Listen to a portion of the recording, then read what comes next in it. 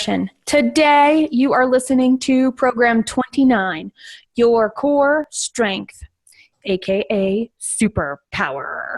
So from that, I was thinking about how do I want to start this show? And you guys know me, I get tickled and excited by unusual, simple things in life. And this happens to be one of my favorite books of all time, Giraffes Can't Dance. And this is the story of a giraffe named Gerald, who everybody made fun of, even though he was the best, kindest giraffe, because he didn't know how to dance. And every other animal of the jungle has a dance.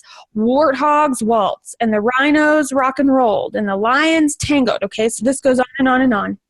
And monkeys and snakes and everything. And then everybody laughed at him when he tried to dance, and they just said giraffes can't dance. And he started to believe it a little bit. And then one night, he heard a sound he had never heard before. He had been wondering, why can't I dance? Why can't I dance? And this little sound turned out to be a voice within himself that said, you can. And the moon called him out, and they talked, and he thought, well, he talked to himself, really, and thought to himself, why can't I do this? And I hear this thing, and he meets this little grasshopper. Love the concept of grasshopper in this, right? The little Jiminy Cricket that says you can do whatever you want. All you have to do is listen. And it turns out he did. And what he was hearing was music of nature surrounding him and music in the air, and everything was new and surprising. And he goes, I guess I can do this. And he tried it. And he was so good. He was happy he was dancing, and he was so happy, and he was so good at his dancing that the other animals left the dance party that they were at to come see what all the commotion that Gerald was doing was all about. And it was because he was dancing. And they couldn't believe how amazing his dance was. They wanted to find out how could he dance as most amazing as he could, because everybody knew giraffes couldn't dance. So he had to have been something special and different. And it turns out all he said was, we can all dance when we find the music we love. So that was my abbreviated version of this story. I recommend everybody own this. If nothing else, it's a cute read. And we'll be right back. Welcome to The Voice of Bold Business, the show that provides everything smart leaders need to evaluate situations, build relationships, and create solutions. Jessica Dewell candidly talks about the skills necessary to build tenacity and do more with less. And now, here's Jessica. Today, we are talking about superpowers. We are talking about core strengths, and I have a panel of 4 people to do just that with me. We're going to explore each and every one of their own superpowers and how they discovered it. Before we talk to them, I'm going to introduce all of them. Carmen Rojas. Carmen is a marketing nerd who loves data and analytics, and all you have to do is listen to her on any of our shows, and you know it. You know it. You know it. She has been in marketing for more than 12 years, and she never wants to do anything else for her living. She's a military wife and a mother of 2 children, and she has 2 awesome dogs. We also have with us Christine Bowen, who is creative, outgoing, and authentic, whose core values are absolute faith and the golden rule. She lives presently, loves wholeheartedly, laughs regularly, and she is extremely passionate about giving life its due and living the highest potential and inspiring others to do the same.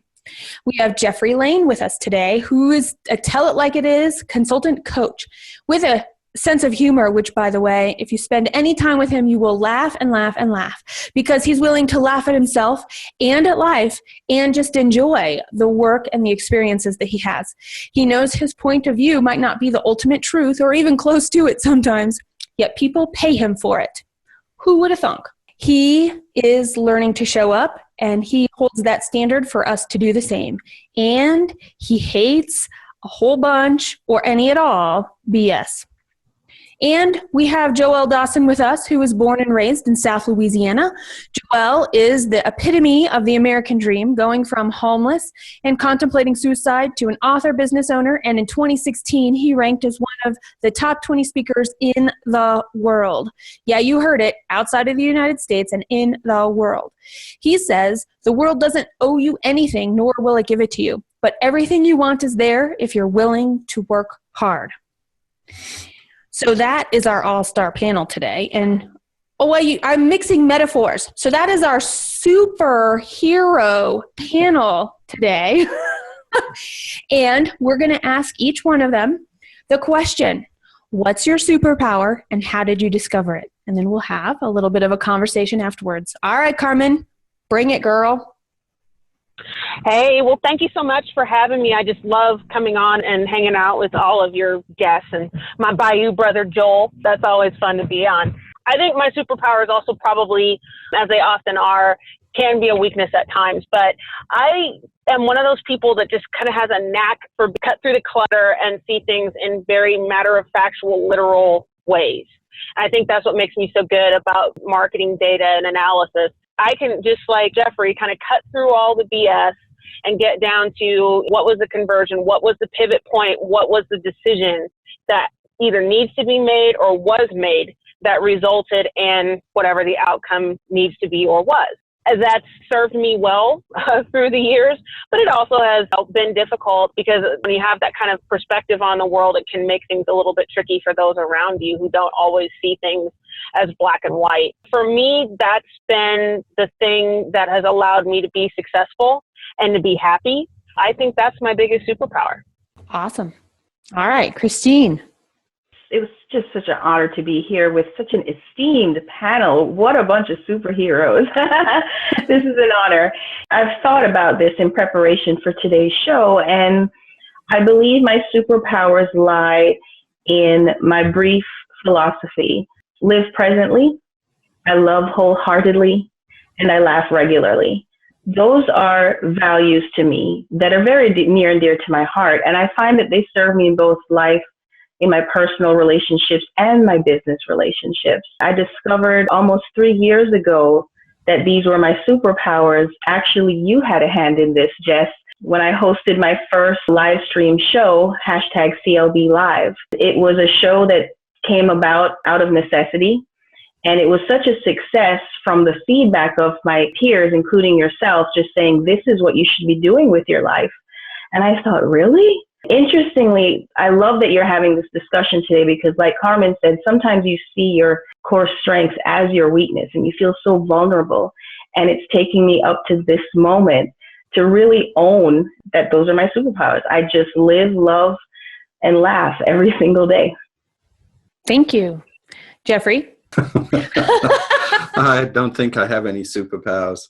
I've spent my life trying to learn how to show up. And that's why I'm so passionate about it. I grew up in a sort of working class British family with all of the rules of absolute showing up perfectly, being dressed right, doing this right, being a good boy, and struggled my entire life to find out who I was. And it's not until much later, it even reflected in my career. First of all, I was in hair and makeup, making people look better, but not themselves necessarily, but better. And then I got in the movie business, which was even more about illusion. And then I got into the speaking and makeup industry. I used to do makeovers on the big stage and literally do the sort of makeover from mouse to queen. And I would do the guys as well. And then I got into the self-help business, which was my own start, my own journey of sort of trying to discover who I was. I was 40 years old and didn't know who I was. I got involved in the pursuit of excellence, and I spent 10 years helping other people find who they were. That was a wonderful experience. But, you know, living it is something else. Everybody says, well, yeah, I have an idea about who I am and what I want. And then the challenge is getting past yourself. The last little while, I've been helping people in a business sense as a consultant with helping individuals present and share their ideas, win business, win Olympic bids. And it's been lots of fun. And the biggest advice I always give people, come on, show up. Where's the real you? Where's the real person? People don't care anymore about being super polished. What they care about is authenticity, real. What they want to connect with is your heart. What they want to connect with is you, the real person. I'm still learning. I don't know if that's a superpower or a quest, because I thought a lot about it. So I think my superpower in helping others is also my personal quest of showing up more. Joelle? When I first saw what the show was going to be about, the first thing that came to mind was the cartoon that I used to watch as a kid called the Super Friends. Oh, yeah. Superman, you had Wonder Woman, you had all of these, right? I can't use that because a lot of people don't know what the heck the Super Friends and the Legion of Doom is. So what I'm going to do is I'm going to use the example of X-Men. Okay. So you have these kids. Some of them are grown up, but the majority of them are kids, and they realize that there's something about them that makes them different. Boy, girl, man, woman, but they all have this unique superpower that can either be used for good or bad. But the thing is, they do have this superpower, this gift. We all have that gift. I found out late in life what my superpower was. I kind of had an idea, I would probably say in my 20s. And what I found out about myself was that even though I'm an introvert, I love speaking in front of people.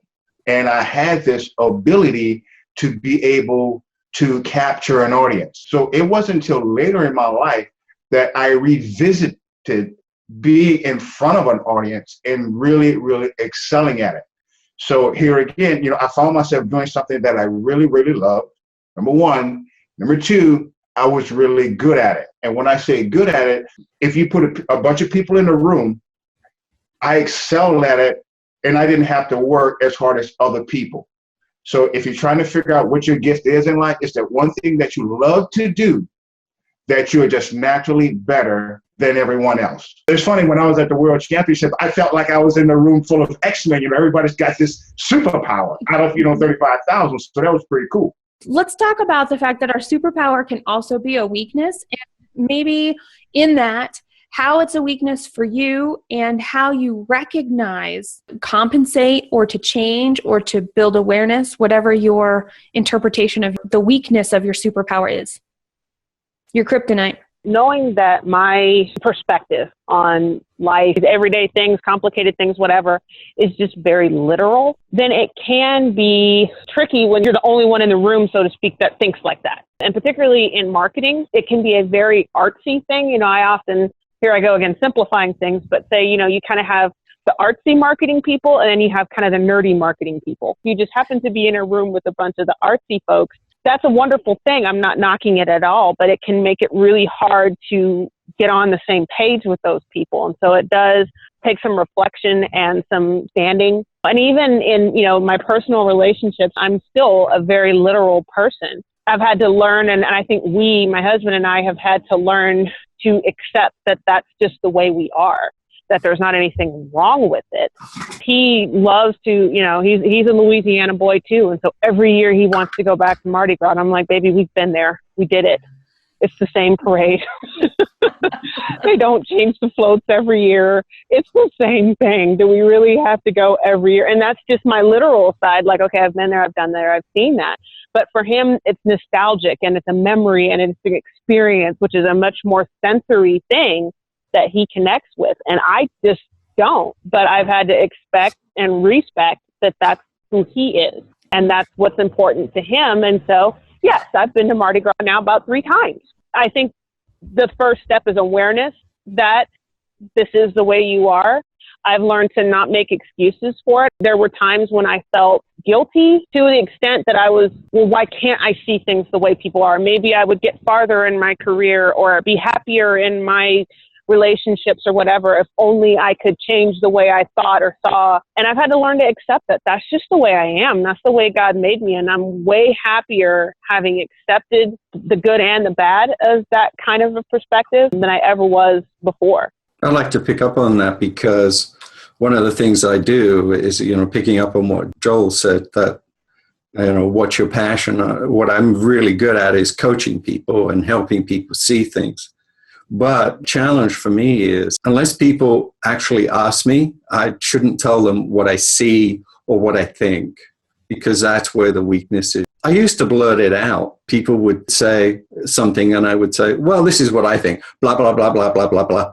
Bang, and suddenly people are going, oh, It ruined a couple of relationships of really good people that I loved. It's kind of difficult walking around with someone who does tell it like it is unconsciously. So the biggest challenge for me is to sort of keep perspective, is that what I see isn't necessarily the truth. I don't think you mentioned that, Jessica, but what I see isn't necessarily the truth. But, I'm pretty darn good at reading what's going on. But unless I've got permission, now I'm very cautious. As a coach and helping people show up, I demand that, hey, you better be ready. You better be ready. Mm-hmm. And not only do I do it with individuals, I do it with firms as well. I love the comment, artsy fartsy. I like the real world. I would like to really talk to them that way. Anybody else want to add before we move on? I had to chuckle at Carmen's comment about artsy marketing, and I was cracking up because I'm an artsy person. I'm a creative entrepreneur, and I love Joel's comment about having that unique gift, because that is my technical gift. My talent is being a visual communicator. That's how I serve my clients on a business side. But from looking at my superpowers as a weakness, I believe it comes wrapped in this word called love. I literally live my life according to the golden rule. And I find that over the years, especially as a woman in business, I put others ahead of myself all the time. All the time. And it's not that I don't want to serve others. This is why it's an issue for me. I put them ahead so much that I end up lacking. I end up lacking mentally, physically, spiritually. I found myself in a cycle where I feel continually drained because I would give so much of my time and energy to other people. And so I'm still learning. Like Jeff mentioned, I'm still learning. It is a quest for me to balance that self-care while still feeling that I'm serving others to the fullest of my capacity. One of my favorite quotes is, you cannot fully serve others if you don't fully serve yourself. So it's just a little something I'm working on. All right, Joelle, what would you like to add? We're back to X-Men, okay? Okay. Now, everybody, the one particular guy, I don't know his name. He's an adult. He's not a kid. He's always wearing the cool glasses. Everybody thinks he's so cool. I think he's so cool because he wears the cool glasses, right? Okay, but yeah. what happens if he takes the glasses off? It's just like he set everything on freaking fire, right? Exactly, yep. This is what someone told me, and I had to change a lot. Remember the show that we did about body language, okay? In speaking, there's something called finding your voice. I really hate that term because it has nothing to do with your voice or vocal variety, anything. It has everything to do with knowing who you are when you're on stage and when you speak, in your comfort level, your confidence, and things of that nature. I went to this meeting. It was a small room, maybe 10 people in the room. I walk in and I say, "Hi, everybody." And everybody went quiet. Okay. Well, I don't smell bad. I took a shower. And I'm trying to think of, what's going on. So a friend who invited me to that meeting sat me down and had a talk with me. And she said that I was unapproachable. Number one, took care of that. But here's the thing as far as the gift. She said, when you walked into the room, because I have a dominant presence, so to speak. And she said, when you walked into the room, she said, the room immediately got full. It was like there's an elephant in the room. There's nothing I can do to control that. I don't know how. It's just something about the presence that I have. That would be equivalent to me just taking my glasses off and just freaking burning everything up. Interesting. And to be aware of that and come up with ways to not let it take over or control you. And that's actually something I heard that was common across all of the responses here was, how do I control this in a way that allows me to be present and fully show up, as well as letting everybody else do the same? Interesting. Do you want to add something, Geoffrey? Sure. Yeah, I want to respond a little bit to Joel. When you're deeply connected with yourself, when you really are showing up, it intimidates the hell out of people. It's just like you said, taking your eyeglass off and blinding the room. We used to call that, when we were facilitators, we would call that being in your own power, so deeply, so vertically connected with everything in you. You just open up. It does scare shall we say, the mice in the room, but it inspires them at a deeper level, because when they leave and they've seen someone who has shown up so powerfully, then they want to do it. Don't ever put the glasses back on too much. So how do we live with our superpowers and not back down from them? Well, the price is too high for me. I won't do it anymore. I will be very cautious about people. I will be respectful about them. I'm always asking myself, how can I speak in such a way that my love and compassion is heard? And yet I'm not going to not show up. It has cost me work and it has cost me friends. But I wonder, the people that are really, really strong and the people I want to be around that I love, they're fine with it. I don't have to, I want to be careful, because recently I had a thing with a business client, and I made a comment about politics, and I made a comment about what was going on, and I said, I don't like that. And he said, you shouldn't say that to a business person. Business and politics don't belong together. And I thought, wow, I'm not allowed to show up this way if I want to do business with this person. I'm not allowed to believe in this particular thing. So, yeah, it's a challenge, and I'll never give it up. I work too hard to find it. So you're recognizing when your strength and your power, living your quest, owning your superpower is actually a detriment, and then consciously choosing, am I okay with that? Nice synthesis. Yeah. Yeah. Anybody else want to add to that? My past, I've always done a lot of things for other people. It was never for me. I always wanted people to like me. So I did things to make me likable, even though I was miserable with myself. That, I have or discovered this superpower, so to speak. It's just who I am. I am myself.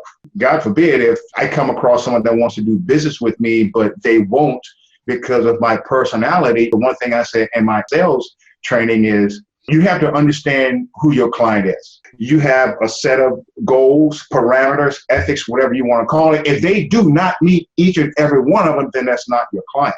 I had to just say, okay, well, this is who I am. If you don't like it, there's other people out there. But I think for me, kind of what made a big difference was being a parent myself. My son has high functioning autism and ADHD and some other things, but he's extremely bright. And unless you were to really spend a lot of time with him, you probably wouldn't even notice it. But he has social awkwardness. Sometimes he gets teased, and sometimes he comes home and he's very, very upset over something. When we started trying to make sure that he didn't feel that there was something wrong with him for being the way that he is, just that the way his little brain works is remarkable. Some of the things that he does, he has some extreme talents, but it also means that in some other areas, he's not like everybody else, and that's okay. I found that I couldn't be hypocritical about that. And that if I was going to tell him that he needed to be himself, that I had to be myself too.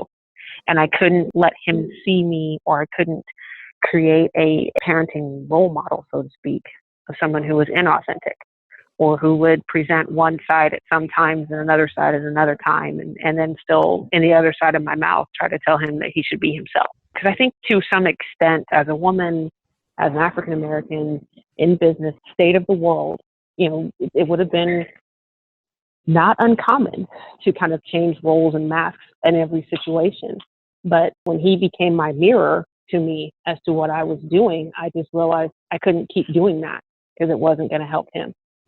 Yes, I love what Carmen shared. I actually love what everyone has shared in response to this question. For me, I've learned that I do not control my superpower.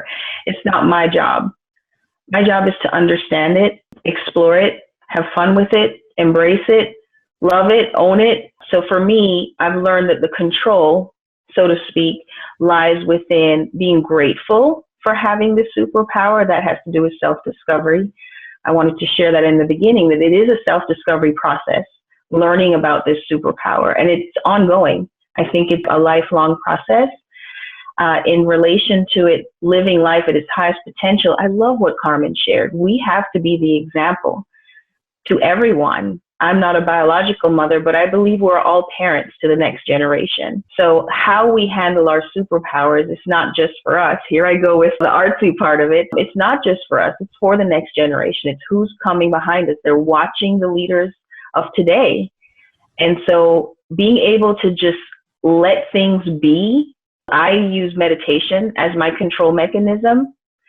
I meditate every day. And that is where I receive my instructions on how to handle this superpower on a daily basis. Because I think if we got the full plan, we'd probably run away or faint. So, yeah, meditation for me is the control mechanism. And that allows me to live my life at the highest potential and set the example. We are the example. And I think it's very powerful as a parent myself to recognize that. And I agree wholeheartedly about leading. What I do is being watched first and foremost by my significant other and my child. Secondly, it's how I show up in my neighborhood, the place that I live, whether or not I actually know the names of the people that walk by my house. The fact we wave and say hello and have exchanged some sort of conversation about living in the same place, to how we show up at our other endeavors. I'm going to be a Girl Scout leader and I don't have any girls, and I have a 5-year-old boy and I'm going to be the Girl Scout leader for a whole bunch of junior high girls. And whether I was involved directly with them or not, they're looking, you're absolutely right, looking at it through their eyes. They're looking to the other people around them for what's okay and what's not okay.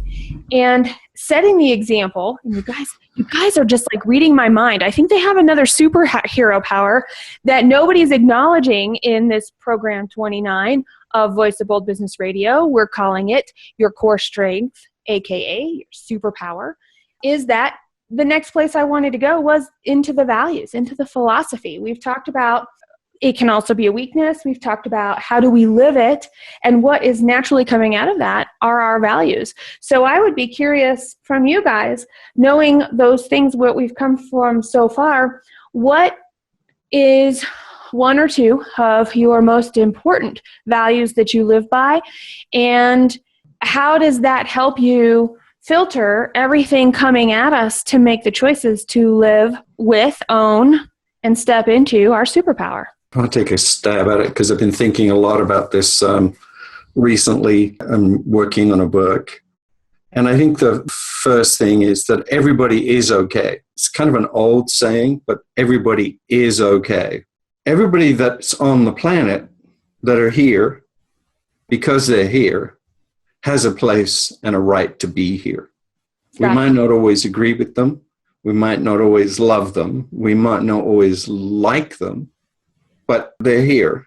And if I treat them with what I call profound respect, really from my core, holding them as whole human beings, in our quite polarized world right now, that is sometimes a challenge to hold that people are okay. I think everybody's doing the best that they know how to do based on what they know. So if I can share more of what I know and share the love behind that, then it works. But not everybody's going to listen to me. It's not about dismissing or saying that somebody's not okay because they hold a particular opinion or a particular belief. But I have to hold that in my heart that everybody is okay, but just the way they are. Because everybody's doing the best that they know based on what they know and their experiences and what's happened to them. So if I can open up that experience or open up that mind to see more, to feel more, to experience more, then I know they will change. Do I wish them to change? That's not up to me. I just want to strengthen what I call the fabric of goodwill. I want to strengthen the world. If I can strengthen a few people along the way and they strengthen more people, then it's kind of like a virus. That was my nickname at one time as a facilitator, the virus. Like getting people's heads, like a song bug, that gets in your ear. Anyway. Thank you. Okay. Who else would like to share one of their values? For me, I have two basic core values, or I should call them foundational. And those are absolute faith in the golden rule. You mentioned that earlier. I'm going to focus on the golden rule. I believe that that is a philosophy that everyone knows, regardless of religious belief, regardless of personal belief. It's something that is a universal language, and that's the language of love. And for me, that guides everything that I do. And I've found, as I mentioned earlier, that it is a process because we have to be in full alignment, and that is a daily effort. Alignment with infinite intelligence, alignment with ourselves to channel that love, and in the process, we can more naturally love others and serve others, because I believe that that's what this life is all about, including how we serve in business. We should be seeking people who we are fit with, as Joel mentioned earlier, not just seeking a client because we can make money off of it, in quotes. That's not fulfillment. That's temporary Band-Aid to fulfillment. Nothing wrong with it, but it's a learning process. I think ultimately in this life, we should be striving to be the best version of ourselves possible. And that's how we should show up in the world every day. Be okay with that because we love ourselves. And I find that everything else happens naturally from there. It guides my hands, and I make the most effective decisions when I use that value as my guide. Well, and I think, just to kind of be the last one to chime in on this, one of the values that I've had to really adopt and centralize in myself is kind of an bend of forgiveness, and not necessarily forgiving people that have done something wrong to me, but forgiving myself and others for seeing things the way that they see them, and not necessarily trying to assign some kind of judgment. Because I think when you have a superpower of literalism, I guess we can call it that, then it's very easy to slide down that slippery slope of assigning judgment. I've had to really work hard at understanding the fact that, you know what, I see things very literally, but not everybody else does.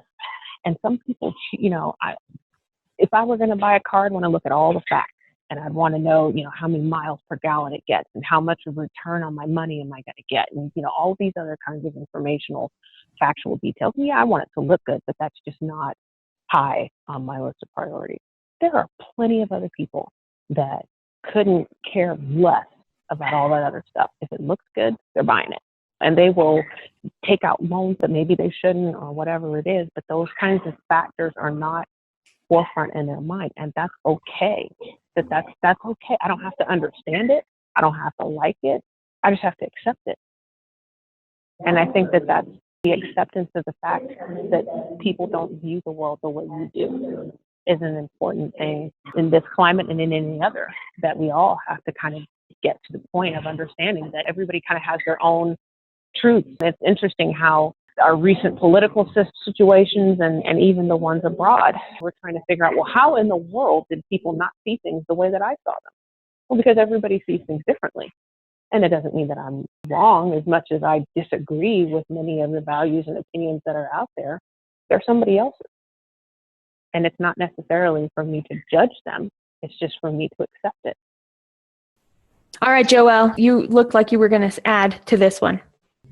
Life has taught me a lot when it comes to having a value, something that you really, really believed in. The one core value that I hold over everything is being humane to people.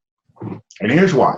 I've been on the other side of the fence. And what I mean by the other side of the fence, you have a dislike for people or a group of people for no apparent reason, people that you don't even know. You know my background, I was a combat action veteran, being in extreme violence, only for the sole fact of this is what you're ordered to do, this is what your job is, to experience that. And then if you look at a lot of things that you may see on television, here on radio, social media, you see that violence. But my life was changed about 5 years ago. You know my story. And the one thing that I said, one of the decisions that I made, and this is the core value that I hold over everything, is that if you meet me at the end of the day, I want you to be glad that you met me. That's it. We're not promised tomorrow. I don't go around just making enemies because I had a bad day. That's not what life is all about. And I found out when there was nobody nobody around that there are a lot, regardless of what you see on television, regardless of what you hear, there are a lot of good people in this world, a lot, that are willing to stick their hand out and help a total stranger. So when it comes to my superpower, we're back to superpower again. Anytime I give a speech, I always end with a part of my core value, because the world is not going to hell in a handbasket. It's not. Okay, not everybody is at each other's throats. So part of my mission is to let the world know that. A lot of people always think about the time they grew up or this certain area, these certain people that were so good to them. Those people are still here. That environment is still here. And I take it upon me as a calling to remind people that that type of world and that type of culture still does exist, where, you know, we do help our neighbors. So that is my number one core value. As I said, I use my superpower to convey that message. For those of you just joining us and listening, just a reminder, this is program 29 of Voice of Bold Business Radio. We are talking about your core strength, AKA your superpower. And the last question is about effort and responsibility. When we take our core strength and we understand its weaknesses and we figure out what it means for us to start living it, and we bring those values that come from that and are reinforced by that to the equation, we now have this concept of effort. And you know, Christine, you said it, it's a daily effort. How do you put effort in to be able to be responsible for, and how do you take responsibility for your core strength, your superpower? I use my powers for good, particularly in the industry that I'm in. You know, when you're dealing in data and analytics, there's a lot that can be rearranged in a lot of different ways to support whatever argument or bend or feeling that you may have. My responsibility and care of myself and my superpower is using my powers for good and making sure that when I am being literal and being analytical, that it's not for personal, you know, it's not to make me feel better. It's not to make me richer. It's not to be self-righteous in some kind of a way. Then when my children argue and do their little brother-sister thing, you know, I often have to stop my son and say, you know, were you just trying to be right? Or what was that all about? And, you know, when you boil him down, he's like, I just wanted to be right. Okay. Well, was it that important? You see, she's crying and upset, and now everybody's had to have a timeout and go to their rooms. Was it worth it just to be right? And did she ever even acknowledge that you were right? And most of the time the answer is no, she didn't. Just using my powers for good and just trying to help as many people as I can with the gifts that I've been given is the way that I try to stay sane and do the best that I'm supposed to do. Love Carmen's answer. Love that she is coming from a place of how to use the power for good, to serve other people. That's how I keep myself in check. It's because we're human. At the same time, we have superpowers, but we are human. Discovering my superpower, I had to keep this head smaller than it is right now because I do have a big noggin. It is a daily effort, as you mentioned or quoted me on. However, we have to be patient with our process. We do have a duty to let our light shine, or AKA our superpower, because that gives other people permission to do the same. That's my life's work, is to be the best that I can be. But I also have to be patient with myself. I do know that, because if we don't pace ourselves, we will get burnt out. And if we don't use it, we'll lose it.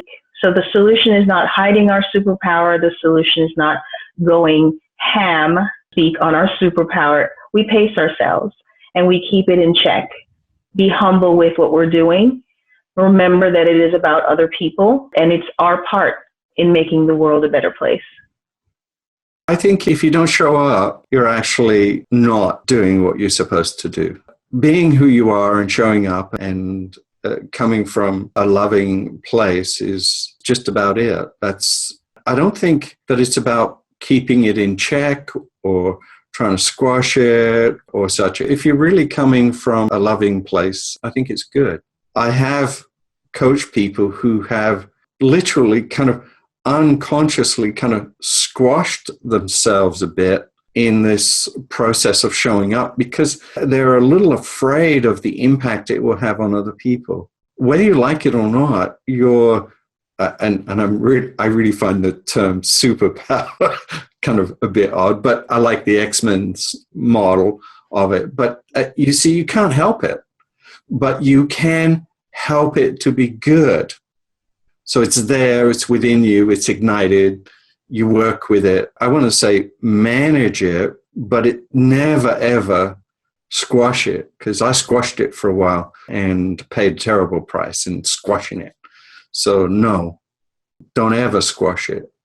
Just open it up and be careful and be respectful of other people. I'm 71, so I've been meditating since I was 23. I started meditation, and I'm a Buddhist, and I really believe in that philosophy of everything being treated with profound respect. My calling card is tell it like it is. It's like dealing with people in current reality. I hate fantasy. I hate the fantasy that our societies right now offer up to people. The fantasy that buy this toothpaste, buy this plastic surgery, buy this red car, buy this lovely dress, buy this. That's so fantasy when I deal in current reality. Every now and then I keep a journal beside my desk. It's all, I have to write down current reality. What's the current reality today? Where am I? What's going on? It's about, often the way I see the world is the colors of my own mind, my own ego getting in the way, or my own stuff getting in the way that messes it all up. I believe I see the world fairly clearly and fairly straightforward. So current reality is the trick for me. Everybody seems to love the X-Men analogy. So we're going to stay with that. On one side, you got Magneto, the guy that says, use your superpower to just screw everybody over if they mess with you. And then on the other side, you have Xavier, the guy in the wheelchair. And he says you should use your superpower for good. We've all decided that we're going to be with Xavier and we're going to use our superpowers for good. At least on this show. I use my superpower for good. I spend a lot of time doing volunteer work, and I give a lot of speeches because people have not found their gift, or they found their gift and they're squashing it. Everybody on the panel so far today has said you should not squash it. But because of that circle of influence, because they stick out, they may not be accepted. I spend a lot of time trying to get people to understand, yes, you do have a gift. It may not be your gift may be baking pies. You just never know, but it's the one thing that you love to do that you're very good at. And it's very, very important that you, as a person, take ownership of that gift and really start to cultivate it and work in your gift, because when you work in your gift, you never work again. You never work again because you're doing something that you're really good at, number one, and number two, you love doing it. When it comes to using my superpower to kind of balance things out, that's the one thing that I like to do, is to let people know that yes, you do have one too. It is different. It may be different. However, you do have one. Do not be afraid to use it. Do not, whatever you do not squash it. When we use our superpowers, our core strengths for good, there isn't any way we can use it any other way. When we own it and we accept it, there's only good. It's when we haven't stepped into our superpower, when we haven't accepted what our core strengths really are, that we don't understand, and we end up stepping on people or squashing other people in the process in the race of whatever are the races for ourself and our perceived success. Our core strengths are necessary. And if we are in a position where we're feeling squashed or unheard, or we're recognizing that we're not showing up because we were told it was not acceptable, and I'm going to go back to giraffes can't dance. Because if we're afraid and other people are telling us something and we buy into what other people are telling us, or what's acceptable and we buy into what's acceptable, but it's really not acceptable for us, we're missing out on making the world what it's supposed to be right here, right now, the reality of it. And so I challenge each and every single one of you listening and watching to continue this conversation. What is your core strength? And once you found it, how did your responsibility for it change? How are you living it? What is the weakness that came around? What values did it reinforce or bring up and give you to live by?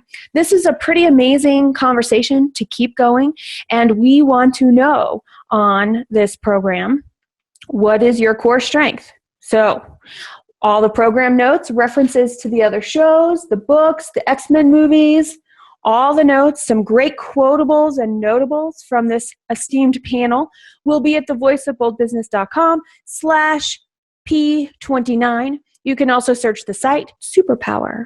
Until next time, we want to know, what is your core strength, aka your superpower? Subscribe at thevoiceofboldbusiness.com and get more information, program notes, and past episodes. Bold leaders approach each situation and focus on action to achieve a higher level of leadership. Jessica Dewell, your business advocate, is the host of the Voice of Bold Business Radio. Thank you for joining us.